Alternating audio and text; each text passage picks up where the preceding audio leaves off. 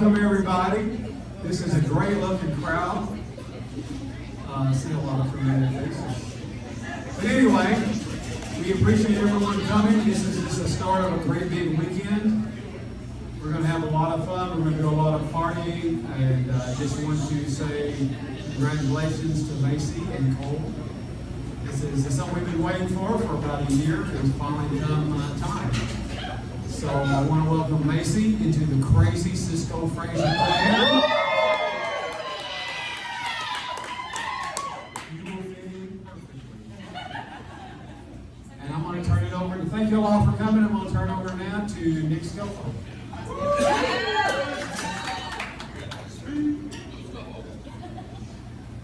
All right, guys, good evening. First, I want to thank everybody for being here tonight from near and far to help celebrate these two incredible people starting their new journey together.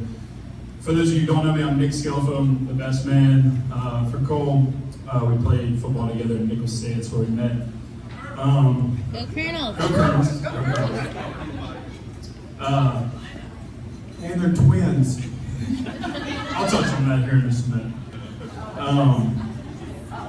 But no, first and foremost, I want to say how honored I am to be standing here today as the best man. As you can see from this fine group of guys over here, there's a lot of guys, great friends that Cole had to choose from. And so, you know, as I knew that process was going to be kind of grueling for him, I wanted to dig into the mind of Cole as he's trying to decide who his best man is going to be. And so he came up to me and he said, you know what, Nick, for my best man, I'm just going to go ahead and make it easy on myself. I'm going to choose the most handsome of my friends to be the best man. But he turned him down. And so came back to me and he said, I'm going to make it, you know, that didn't work out. I'm going to make it a little bit easier. I'm going to choose the smartest of my friends, which is saying a lot because we got a bunch of lawyers over here. But again, Cole got turned down.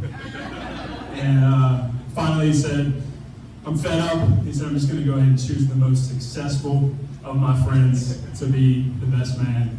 And again, he was turned down.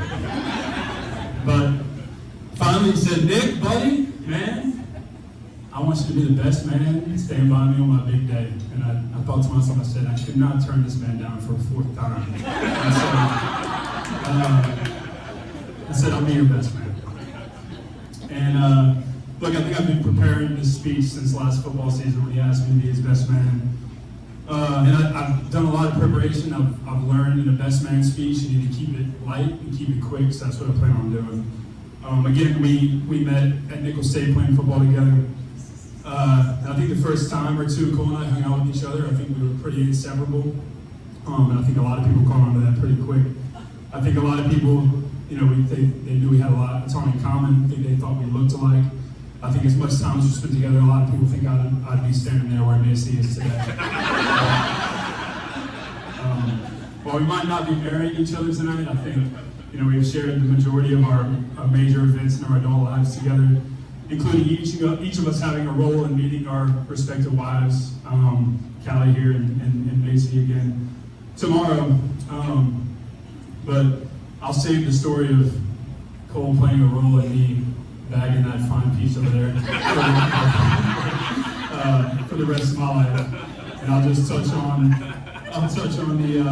the long story of Cole's role, or my role in the endless pursuit that Cole had of going after Macy Gaucher.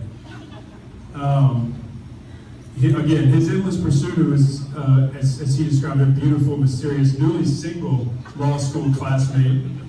And I can recall just about every Thursday, Friday, Saturday after undergrad, going over to Cole's apartment and you know, partaking in some adult beverages and making fun of Cole for being single. And but one specific night in particular stood out. And I can vividly remember Cole telling me when I walked into the door, which again was weekly, he just said, "It's time." And I said, it's time to drink? Like, okay, let's make a beer run. All right, let's do it. And he's like, no, man, Macy Gaucher is single.